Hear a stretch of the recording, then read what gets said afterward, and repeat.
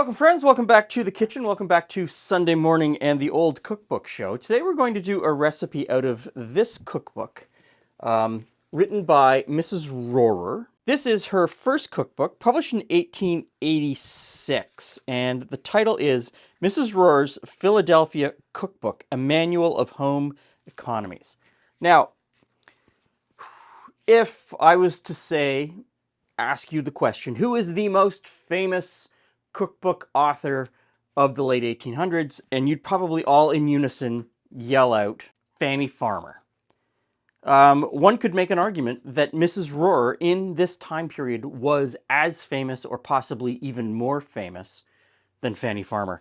Mrs. Rorer was a prodigious recipe writer, cookbook author.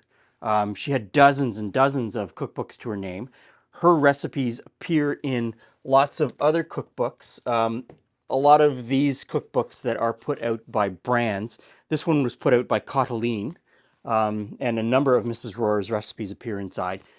Her recipes appear inside cookbooks that sell everything from baking powder to flour to shortening. She was also known as America's first dietitian, although, and this is one of her dietitian books, the information in here is questionable. In reality, it wasn't based in any sort of science, and today you kind of look at it and go, no, I don't think that's right. So we're going to make her a recipe called Tea Biscuit number 2. And I say her, I use that term very loosely. Like most cookbook authors, especially in this time period, this is her first cookbook, and it's a huge cookbook. I'm putting some butter in this dish. It's a huge cookbook, and I can track a lot of these recipes to cookbooks written by other people earlier, which I can then track to other cookbooks earlier, as is the case with most cooking. Most of these recipes are not Mrs. Rorer originals. So in the mixing bowl, I have butter, and to that, I'm going to add scalded milk.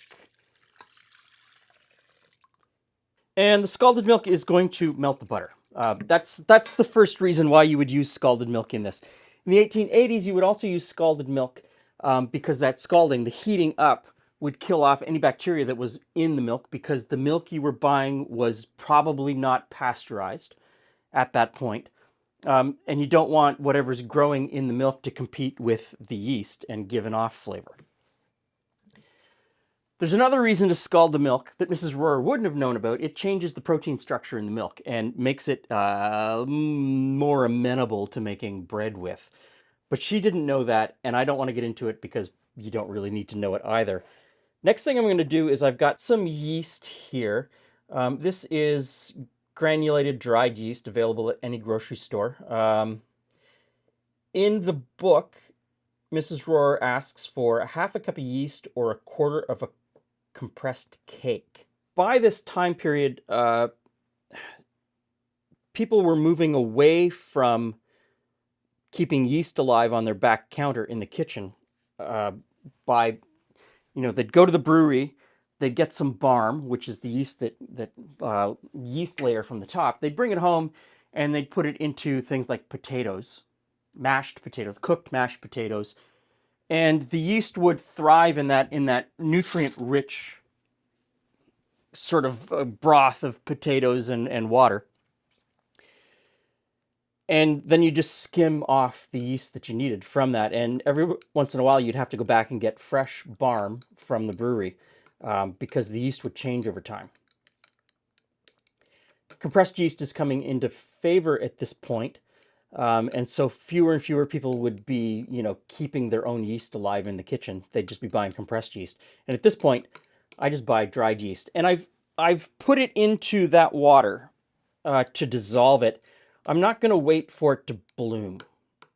Common knowledge tells you that you're supposed to wait for the yeast to bloom. I know that my yeast is good. I know that in 2024, when you go to the grocery store and you buy a packet of yeast, it's gonna be fine. You don't really need to bloom it anymore to make sure that it's good. If you're unsure, this is best practice, of course. But I use my yeast 2-3 times a week. I know that it's good. I baked with it yesterday. I know that it's good. So I'm just dissolving it in a little bit of water because I know that it often doesn't dissolve completely in a mixture of butter and milk. Okay, so this is pretty close to the right temperature now that it won't harm the yeast. Next, we're going to put into the buttermilk mixture a little bit of sugar. Now, common knowledge, again, back to this common knowledge thing. People say, oh, well, you know, yeast eats sugar, so you have to add sugar to get the yeast going. Modern dry yeast, those little granules, it's compressed yeast dried out along with all of the nutrients that the yeast needs to come back to life. You don't need the sugar.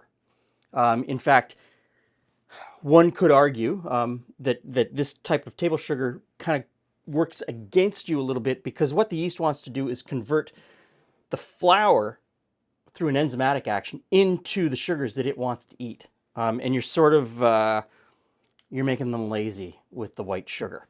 Next, I'm going to add salt. And again, common knowledge, salt kills yeast. Yes, but so does sugar. Too much sugar will do as much damage as too much salt. And pretty much every bread has salt in it. So I'm going to add half of the flour into the buttermilk mixture. Roughly, you don't have to be exact. Let's call that half. And then in goes the yeast.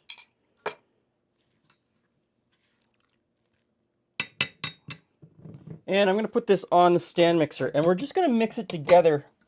She says to beat continuously for 5 minutes. Now, I'm going to use a stand mixer. There would be no stand mixers in Mrs. Rorer's time, but I've read some of what she's written and some speeches that she gave at various world fairs. She would totally embrace this electric appliance.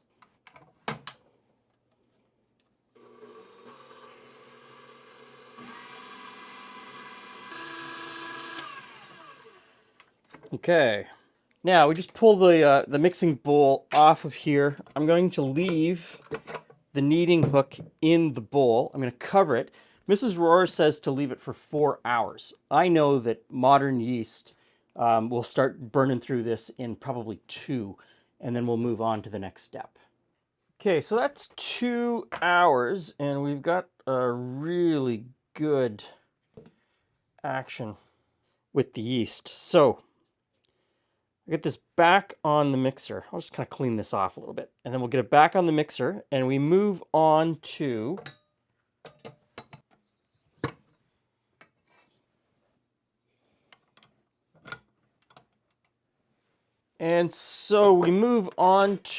a couple of eggs that we're going to beat up a little bit before we put them into the stand mixer.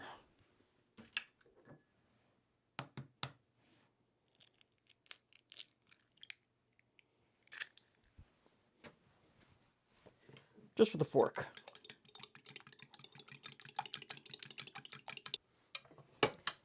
Okay. Mixer back on. Eggs in.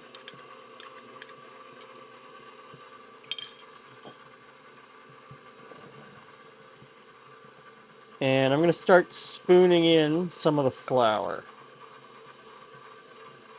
And I'm just supposed to spoon in enough flour to make a nice soft dough. So the recipe calls for 3 pints of flour, thereabouts. You put in half to make the sponge, and now you spoon in enough just to make a soft dough. You may not use all 3 pints. And depending on how adept you are with working with dough, with bread dough, essentially what this is, you probably want to put in less and have a nice sticky dough or a high hydration dough, because you're going to have a better outcome at the end. But I also realize that if you haven't worked a lot with bread doughs, a high hydration or a sticky dough is very difficult to deal with. It takes a long time until you're comfortable dealing with a really sticky dough. And I see it in the comment section all the time. People flipping out because it's too sticky, the dough is too sticky, the hydration was too high. Take your time. This is all about feel. This is all about learning how to deal with a stickier dough. And it's not something that you can really teach in a video. It's something that you have to make a mess in your kitchen and learn how to do. If you need exact measurements down to the gram, recipes from the 1890s aren't for you. And another factor is the type of flour that you're using. I'm using a Canadian all-purpose flour. And if you're outside of Canada, whatever flour you're using, no matter what flour you're using, it will be different and react differently to what I've got here. So there were 6 cups of flour, and I've got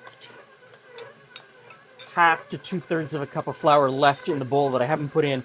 And it's still a pretty sticky dough. I suspect that if you are a first time, second or third time yeasted dough baker, you'll probably want to use all of the flour. But still, just put it in a little bit at a time. Let it get absorbed.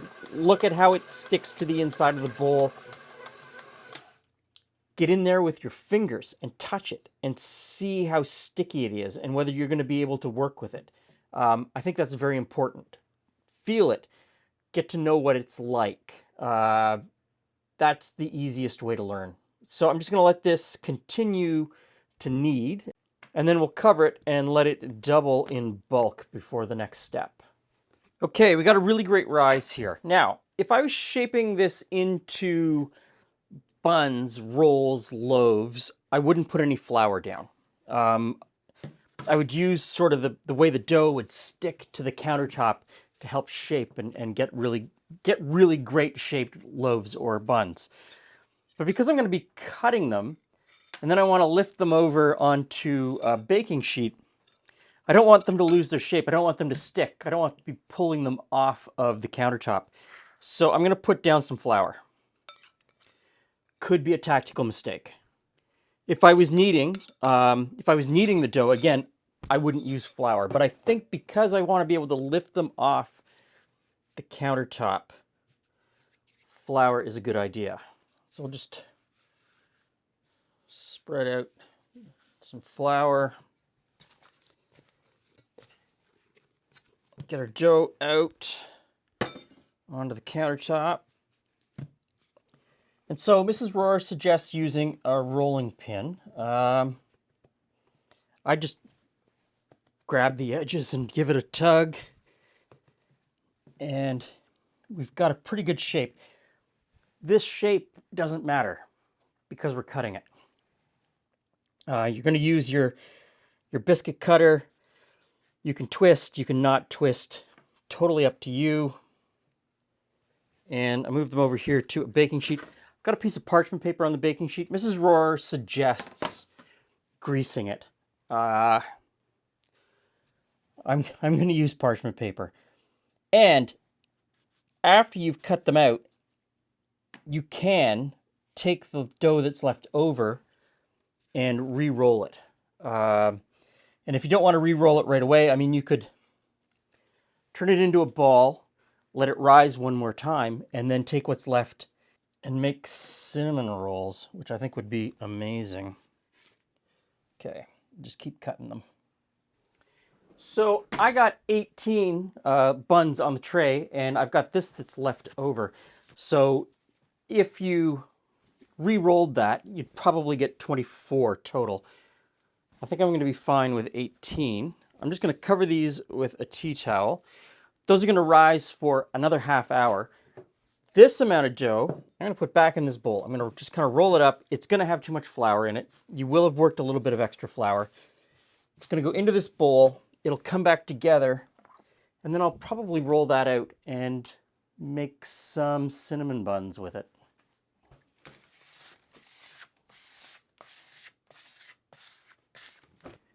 Okay, it's been another half hour. The oven is preheated to 400 degrees Fahrenheit, which is the temperature Mrs. Rorer says to use. A quick oven, 400 Fahrenheit. We're supposed to bake these for 15 minutes. Now, there's absolutely nothing in the recipe about putting on milk wash, egg wash, butter wash, something like that. I think these would be great with that on top, but I'm going to stick to the recipe.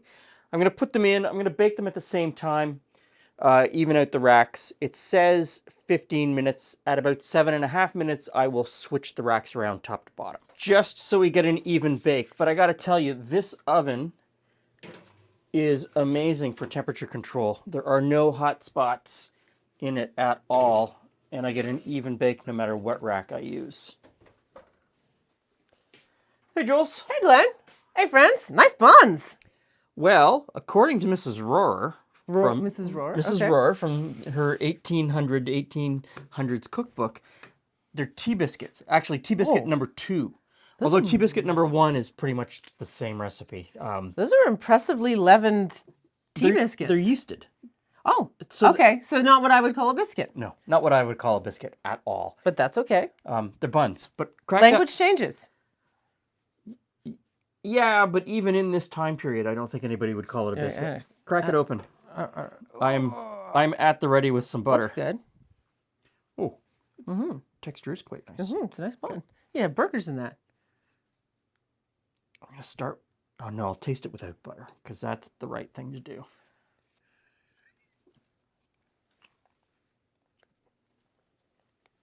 Yeah, that's a pretty good bun. Maybe a little over yeasty. It reminds me a bit of those little ones that your dad always liked buying. They kind of got that texture and that, because it's kind of white bready. So he would buy them in the freezer, and they were par baked, and then you just popped them in the oven and baked them the rest of the way at home. But they have that sort of yeasty flavor. The texture's really good. Now the overly yeasty flavor is partly me compensating for not having a half cup of barm. Right? So I just didn't have any on hand. So I figured out how much I didn't should go to use. the barn bar? No. Then buy I could have. bag? I could have, but I didn't. Down to the brewery. So I just used dry yeast, and I probably could have cut back. Instead of using 2 teaspoons, probably just 1 teaspoon. But There isn't a whole lot of flavor to them. Like they're not, they don't have like that tang of a sourdough or the sweetness of a white dough or no, they're meant for dipping in gravy or something. someone's being very nosy. Dipping in your Hi, soup. Chicky. Hey, chicken. So, an excellent bun. But I will probably have no problem eating a whole bunch of them because I'm a bit of a sucker for fresh, bready, biscuity things. Thanks for stopping by. See you again soon.